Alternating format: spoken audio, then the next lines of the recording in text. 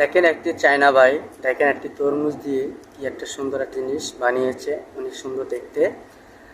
আপনারা চাইলে এভাবে তরমুজটাকে আপনারা সুন্দরভাবে কেটে সুন্দরভাবে সাজিয়ে আপনার বাড়িতে মেহমান অথবা যে কেউ আসে যদি তাদের সামনে আপনি দিতে পারবেন। অনেক সুন্দর, তাদেরও ভালো লাগবে দেখে। অনেক সুন্দর একটা জিনিস, আপনারা ভিডিওটা দেখে অবশ্যই শিখতে পারবেন। শেখার অনেক কিছু আছে। চায়নাদের মাথায় এত বুদ্ধি, ভিডিওটা দেখলে আপনি অবশ্যই বুঝতে পারবেন।